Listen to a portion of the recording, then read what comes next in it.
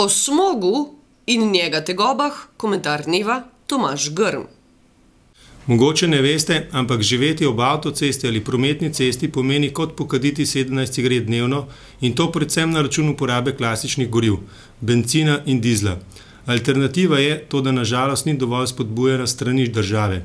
Gre za avtoplin, ki ima dokazano ekološko prednost, več kot za polovico se zmanjšujejo emisije ogljikovega monoksida, za tretjino se zmanjšujejo emisije dušikovih oksidov in za skoraj polovico se zmanjšuje vsebnost smoga v izpušnih plinih.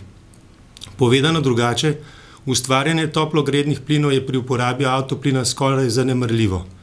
In prav zaradi izpusta nevarnih emisij pri cestnem prometu je Slovenija, kot je ugotovila Evropska komisija, lani povečala izpust za 6% in bo morala plačati 20 milijonov evrov kazni. Kar pomeni, da smo denar dobesedno vrgli skozi okno, saj bi lahko s temi sredstvi na plin predelali več kot 13 tisoč avtomobilov. Investicija pa se povrne v enem letu. Nekatere evropske države, med drugimi Nemčija in Italija, so precejšen del svojega avtomobilskega prometa usmerjala na avtoplin. Druga večja mesta kot Milano, Praga in Dunaj pa imajo javni mestni potniški promet že preusmerjen na uporabo avtoplina.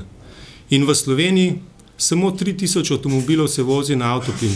Res je sicer, da infrastruktura za uporabo avtoplina ni bila dovolj razvita, se pa sedaj razvija in če bi bila uporaba z olajšavami spodbujena tudi strani oblasti, bi se marsikdo odločil za predelavo avtomobila na avtoplin.